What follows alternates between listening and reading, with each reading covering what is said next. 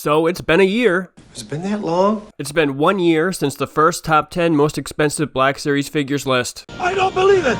Believe it, Doc. It's true. Do you know what this means? Yeah, I know what it means. Do you know what it means? Carl, what does that mean? It means we really need a new list because things have really changed. I knew that. Of course you did, Andy. So let's check it out. Welcome to CKC. I'm Matt, and if you like Star Wars and Star Wars collecting, you're in the right place. Hit subscribe, like this video, and hold on to your butts.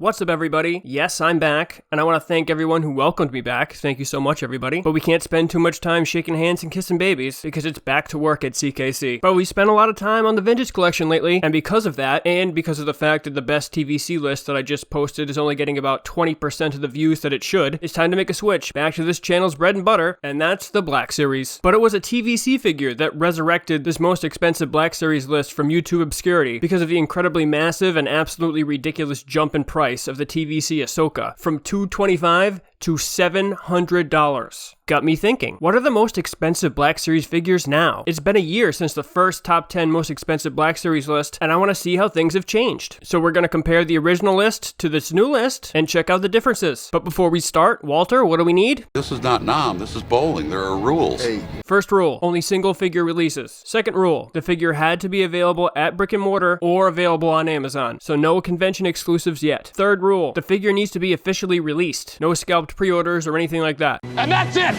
So let's get into it. But first, honorable mentions. Honorable. This year, the honorable mention is the Black Series Dengar at $80. Last year, the honorable mention was the Target exclusive carbonized Mando at $56, but now you can pick that one up on eBay for about $35 including shipping. So Dengar, $80. Here's the honorable mention in the most expensive Black Series list, Part 2, at $50, and that was just when its price started to rise. As I mentioned in that video, when Dengar first came out, I thought he met the formula for skyrocketing in price. He was from the original trilogy. He was a beloved character with almost zero screen time, and he was a bounty hunter, even though this formula didn't quite translate for Forlom and Zuckuss. But Dengar stayed at about $20 for almost 3 years before his price started to shoot up, and got as high as $100 at one point. I just bought one for $55 on Prime Day off of Amazon because I only have one, and the one I have, the box, is kind of questionable, so that fact eats away at my action figure anxiety every day. But my Dengar showed up, and guess what? It was open. I cannot describe to you the amount of anger that was amplifying inside of me, which was only aggravated by the fact that the customer rep from Amazon, Victor, told me that it was not exchangeable. But prior to speaking with Victor, I had checked and saw that the same seller had another Dengar for sale on Amazon. So I very calmly and politely told my good friend Victor that he was going to exchange this open Dengar for the other one the seller had for sale, or I was going to fly to Victor's current location and rip his friggin' head off. So the other Dengar is on his way, and me and Victor are playing golf on Saturday. So win-win. But this is actually a great figure, and it deserves an archive release or something.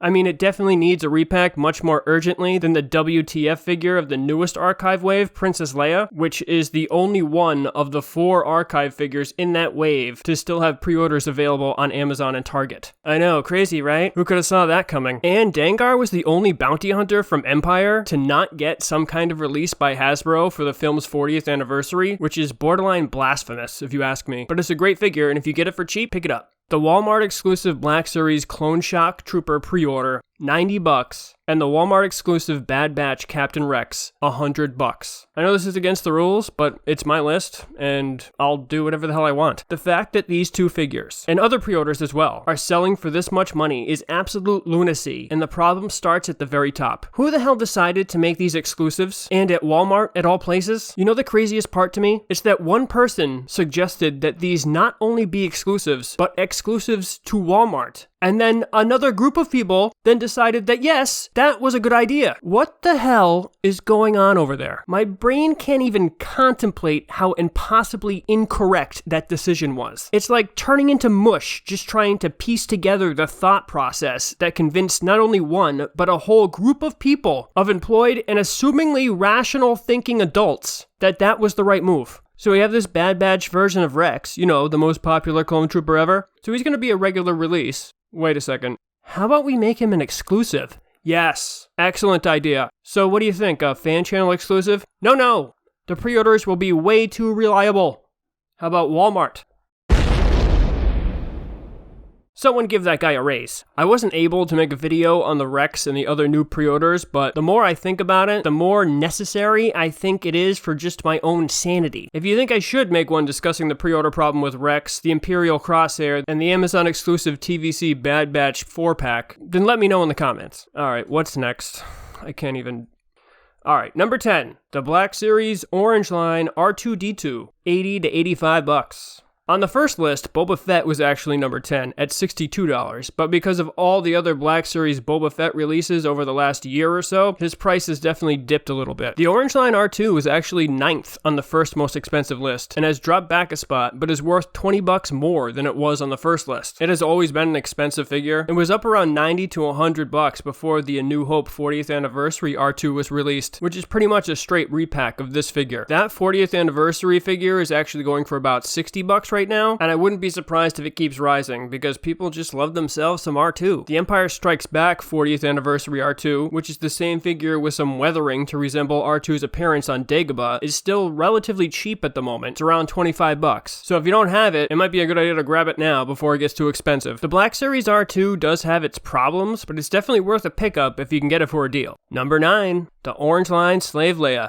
$80 to $85. As I said before, the number 9 slot was R2 in the first list, tied with the Orange Line Phase 1 Clone Trooper for $63. Now, Slave Leia has basically doubled in price since the first list. She was about $45 when I made it. Not really a great figure, although you can get her into some decent sitting poses to coincide with some Jabba's Palace photography, and the head sculpt and paint apps are pretty subpar, even for the pre-photoreal tech era. But I think it's mostly the iconic preservation of not only the outfit, but also the entire Jabba's Palace scene that might be the reason for her spike in price. It's also pretty surprising considering that she was a peg warmer when she was released, along with the Orange Line Greedo and the Orange Line Han, who are both now getting a second release on Power of the Force 2 cards and are still available for pre-order at HasbroPulse.com. Slave Leia, Greedo, and Han were the unlucky figures to accompany Boba Fett in Wave 2 of the Orange Line, only the second wave of Black Series ever, and because Boba Fett was such a popular figure, the other 3 were serious peg warmers, and because of the overabundance of peg warming Slave Leias, Hans, and Greedos, Hasbro released a rare 4-figure exclusive only available in Mexico, which eventually found its way to the clearance aisles in Mexican Walmarts. Now, it'll run you hundreds of dollars, if you can even find one for sale. Not a great figure, but iconic just the same, and I've always loved it. Number 8, the Blue Line Clone Commander Cody. $90. On the first list, Qui-Gon was number 8 at $64, who actually got up to around $90 or $100 before the recent release of the Phantom Menace carded Best Buy exclusive Qui-Gon, which will run you about $50 right now. The Red Line Qui-Gon goes for about $70 today, but the Blue Line Commander Cody was number 2. That's right, number 2 on the first list at $132, and that was actually low for Cody at the time. The Blue Line Cody was selling for almost $200 at one point, but eventually Hasbro gradually removed its head from its own keister and released Clone Commander Cody in the archive line recently, which will run you about $35 to $40.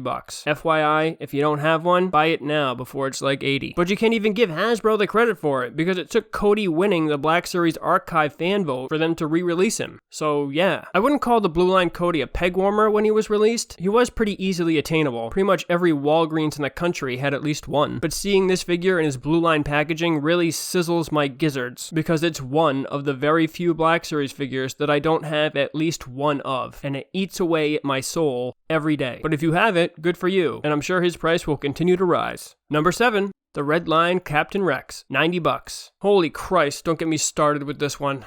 Number 7 on the first list was the Orange Line Anakin, which had just dipped in price at the time due to the release of the Archive Anakin in Wave 2 of the Black Series Archive figures. But with Rex, this is actually a case where Hasbro's stupidity surprisingly benefited collectors by keeping the price of this figure down. The first Rex 6-inch Black Series release was actually the exclusive for the one and only HasCon in 2017, which instantly was $100 as soon as it was available at HasCon. Because what better way to appease collectors than to make arguably the most popular clone trooper of all time impossible to get? So, Hasbro waited a year to finally issue a regular release Rex. But he was impossible to find. Sandwiched in the middle of a seemingly endless string of Last Jedi and Solo peg warmers, Rex was released in a wave with only 2 other new figures: Island Journey Rey and DJ.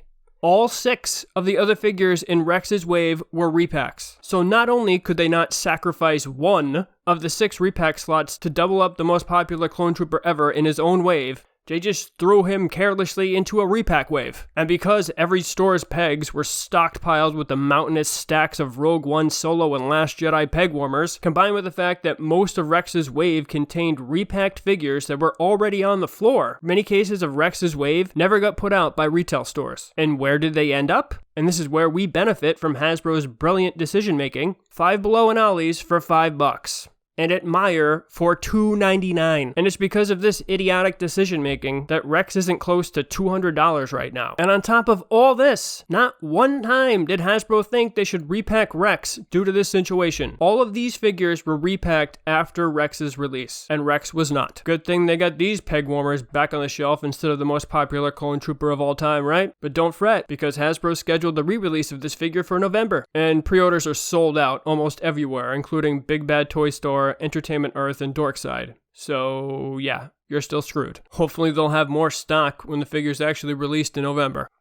Number 6, the Redline GameStop and Barnes & Noble exclusive Commander Fox, $100. So number 6 in the first list was the Amazon exclusive Sith Trooper at $75. But Fox is interesting because only very recently, like over the last couple months, did Commander Fox get expensive. From when it was released in 2019 until like 4 months ago, Fox steadily stayed at about $35 to $40. And for a big gap of time during that year and a half, GameStop and B&N were out of stock, but the price just stayed pretty even. Fox even showed up on Big Bad Toy Store's website for a while. It even got to the point where it dropped to $16.97 on clearance before GameStop's most recent sellout, and now he's $100. But I should have known. I should have seen this coming, because this isn't the first time that this has happened. Almost the same exact thing happened to the GameStop and B&N exclusive Commander Wolf, which GameStop and Barnes & Noble basically couldn't give away. And as soon as they sold out, Wolf shot up to $125, until Hasbro got smart and did another run of them. But we'll see what happens with Fox, because he's on his way to be way over $100. Number 5, the Walgreens exclusive Clone Commander Obi-Wan, $100. Number 5 on the first list was the GameStop exclusive Purge Trooper, if you remember that debacle. But this is why Walgreens shouldn't get Black Series exclusives. So we should all pray to the all-knowing and powerful Star Wars god, Rey, that the Walgreens exclusive 212th Clone Trooper goes much better than the Clone Commander Obi-Wan did. And just like the new Clone Trooper exclusive, there were no pre-orders, so you just had to get lucky. And I don't know about anyone else, but I never saw one in a store. Not one time. And get this, so I go into a Walgreens with the UPC, and I ask the employee if she can check and see if any neighboring stores have this product. And guess what? She couldn't do it.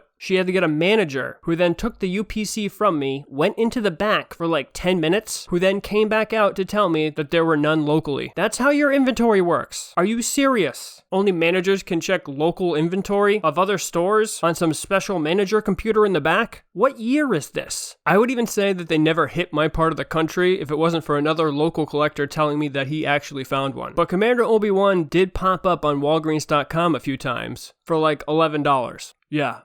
I'm not kidding. And during the times that there was a listing for it online, there was a store locator for the product. But I found out the hard way that the store locator for the Obi-Wan exclusive was not actually for the Obi-Wan exclusive, but for Black Series figures in general. So you can only imagine my frustration when trying to track this bad boy down. So like I said, we all need to pray to her holy Jedi-ness Rey that the new Clone Trooper exclusive goes better than this one did. Number 4, the Redline Cara Dune, $100. So number 4 on the first list was the Redline Ezra, which was $78, but this was before the Rebels release. But number 4 now is Cara Dune, which might never get a second release, so what's available is what's available. If you don't have her now, you're pretty much screwed. Cara Dune figures in general shot up basically overnight after the actress who plays her on The Mandalorian, Gina Carano, or however you say it, was fired by Disney for comments she made in a tweet, one of the latest victims of cancel culture. Whether or not she deserved to be fired, I'm not going to discuss here, but it had a massive effect on her Star Wars figure prices. There had been several Cara Dune figures that instantly skyrocketed in price. Her TVC figure, the Walmart exclusive TVC carbonized Cara Dune figure, the Black Series Target exclusive credit collection figure, and the regular Black Series Cara Dune figure. The other 4 figures initially spiked but have settled down to more reasonable prices, like $30 for the TVC figure, but the regular Black Series figure hasn't budged, and I don't know if it will ever go down. Although there have been rumors that she might be returning to the show, so we'll see what happens.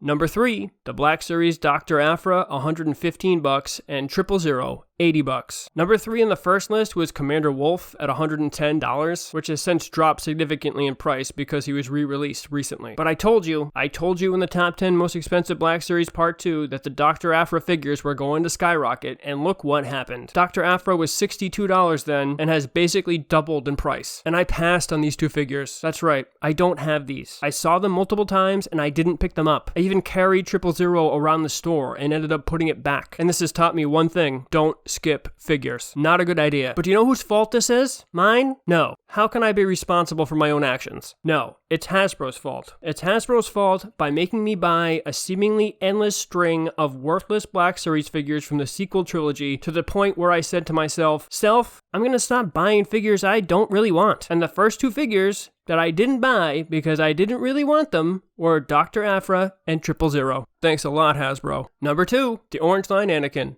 $145, and the Archive Anakin, $100. Number 2 in the first list was Clone Commander Cody at $132, which dropped to number 8 on this list because of his Archive release. But the Orange Line Anakin was number 7 on the first list at $72, which had just dipped because of his Archive release, which was going for about $50 at the time. Now they both have doubled in a year, $145 and $100. That is nuts. I couldn't believe it when I saw it. But everyone's favorite child-slaughtering sand hater has always been a sought-after figure, which was one of Hasbro's most ambitious figures at the time, coming with 2 interchangeable heads, one normal one, and one looking like an evil Anakin. The Archive version is the better figure, as Hasbro was able to use photoreal tech and a new paint job to really improve the head sculpts from their cartoonish look on the Orange Line figure. But wow, what a shocking price for these figures. Number 1. The first edition Mandalorian. $170. And guess what was first on the first list? That's right, the first edition Mandalorian. But at that time, it was going for $220. So it's dipped in price a little, but it's still an absolutely ridiculous price since you can buy the same exact figure, 100% the same, for about $25 right now. The only difference? The red and white box. If you didn't know, for the release of the figures on the Force Friday in anticipation of the Rise of Skywalker, the first wave of Black Series figures, which included the Mandalorian figure before the show had even started, was also released in red and white boxes called the Black Series First Edition figures. The problem? It was basically not only a mystery when the first editions would be available on Force Friday or not, but where to actually find them. Hasbro did not make either thing clear, so it was a complete cluster muck trying to find them. I'm not going to go on a huge rant about this right now because 1, I could go on forever, and 2, because I've already gone over it in at least 2 other videos, one being my first video ever. That's right, the whole situation with the Mando First Edition vexed me so much, it drove me to make my first video ever, which is basically just audio of me ranting for about 5 minutes. So if you want to check it out, go ahead, but like I said, it's pretty much just audio, it's not very entertaining. Anyway, what did you think of the list? Did anything surprise you? Did I miss any figures? Do you have any of these figures? And did you get them for cheap? Let me know in the comments. What other videos would you like to see? I'm always taking suggestions. And thank you everybody for watching. I really appreciate it. I'm going to try to get more videos up as soon as I can.